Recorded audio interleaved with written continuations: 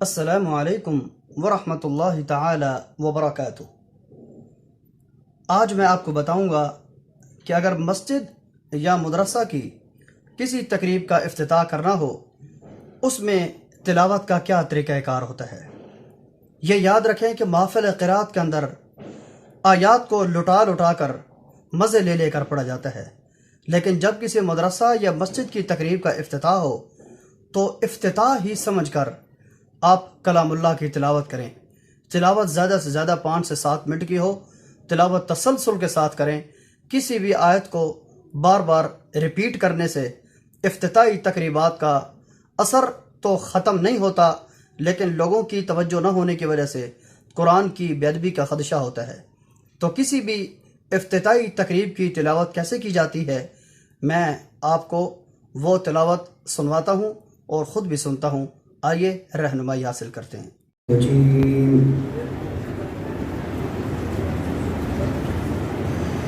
بسم اللہ الرحمن الرحیم۔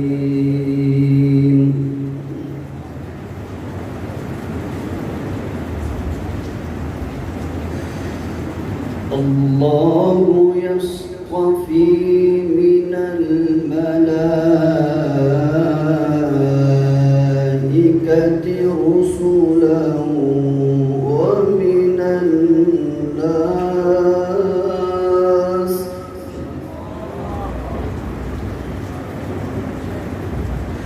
ان اللہ سمیع بصیر۔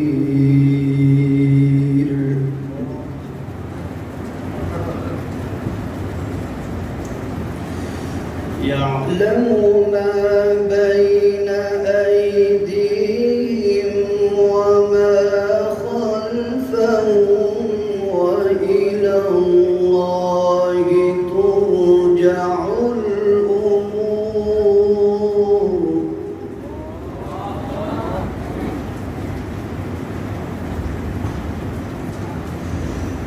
یا أيها الذين آمنوا اركعوا واسجدوا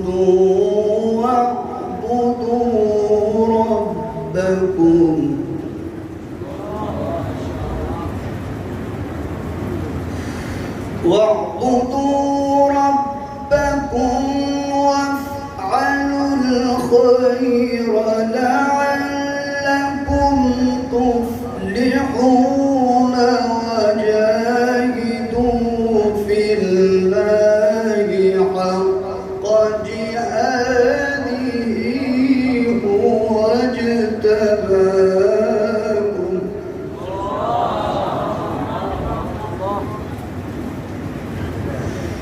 هو اجتباكم وما جعل عليكم في الدين من حرج ملة أبيكم إبراهيم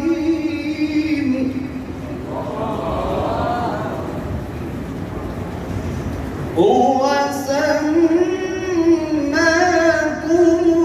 المسلمين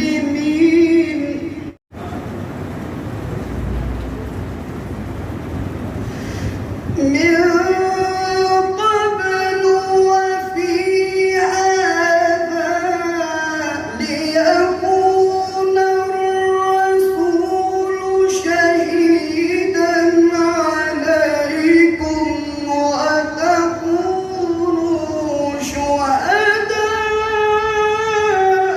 على الناس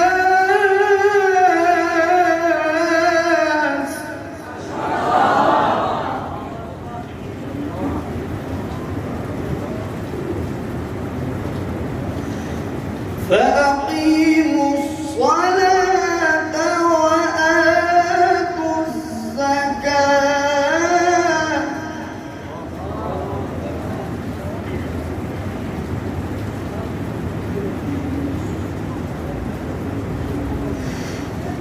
فأقيموا الصلاة وآتوا الزكاة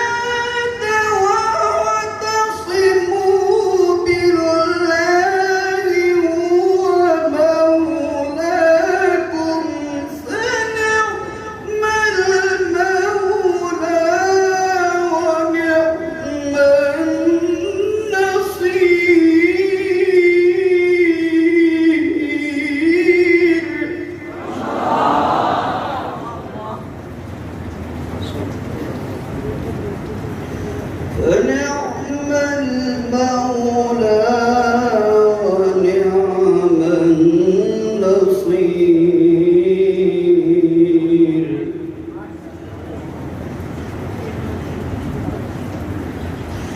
بسم الله الرحمن الرحيم.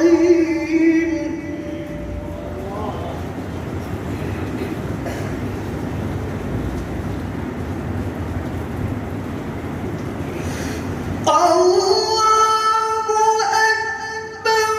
بسم الله الرحمن الرحيم. والتين والزيتون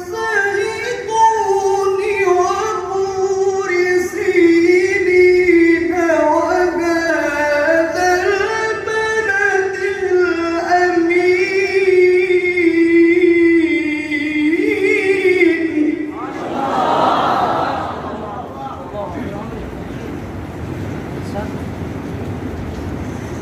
لقد خلقنا الإنسان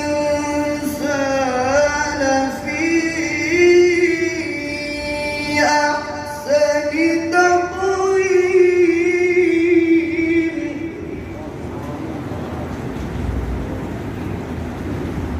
ثم رددناه أسفل سافلين.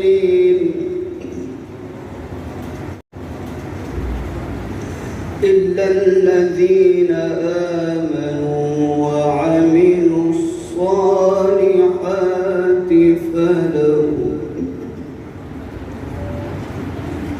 فلهم أجر غير